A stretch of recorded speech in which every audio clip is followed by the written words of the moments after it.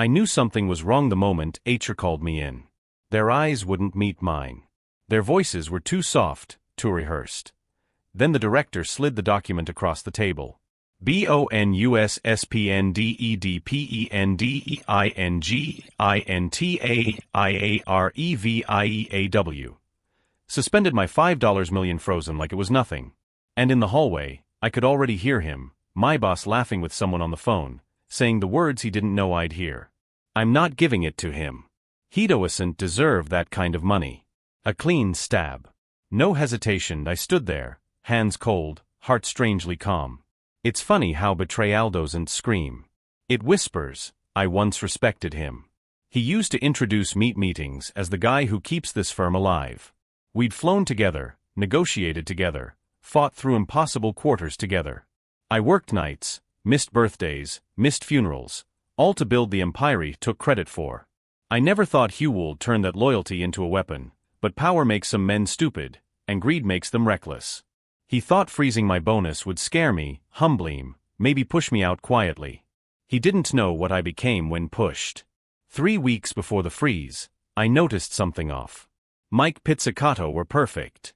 Our division was outperforming every quarter. Yet, he began asking unusual questions about my personal accounts, my contract losses, my stock vesting dates. Questions he didn't have the authority to ask. Later, I found an internal memo. He forgot to recall one line highlighted in yellow. Transfer his accounts to my oversight after core. Not collaborate, not review. Transfer like I was property. That was when the sting died and something colder replaced it. A simple, clean understanding. He planned to erase me quietly. Efficiently, as if I was an inconvenience. I started planning. Revenge, if you do it right, is patient. I began collecting emails. Subtle phrases hot were harmless. I recorded meetings where he gave illegal directives. I traced the private shell company he created 2 years ago, used Tazafon client funds into personal assets. I watched the pattern, mapped every transfer. For 30 nights, I worked alone at my dining table, piecing together the truth he hid behind his perfect suits and staged humility. Meanwhile, I said nothing. I smiled in meetings. I congratulated him on deals I closed. He believed I was defeated. Let him believe it. The best trap is the one the prey walks into willingly. Was my partner quiet, brilliant, terrifyingly strategic, who stopped me from going too far? I only showed him the evidence so he'd understand why I couldn't sleep. He listened without interrupting. When I finished, he didn't ask if I was sure. He didn't ask if it was worth it. He simply said, just give him 1 hour. I knew that tone. The world bends around that tone. I nodded. 1 hour. He didn't even wait the full 60 minutes. He made one call to a board member who owed him a favor, a big one. I stood behind him, listening only to one side. Check his private holdings, my partner said softly. Yes, me. The shell company move now and don't warn him. He'll run. There was silence. Then a short reply from the other end. Done. Within 20 minutes, my phone buzzed with alerts, multiple freezing notices. Not for me, for him. His shell accounts, his off-book transfers. His personal safe that shouldn't have existed, locked, flagged, under investigation. Everything he stole now sat under someone else's key. I was walking past the conference room when it happened. Hugh was on a call.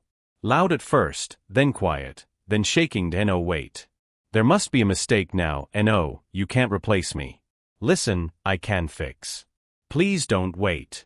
AMIREALLYBANGRREMOVED. His knees buckled. He caught himself on the glass table. I didn't stop to help him. I just watched.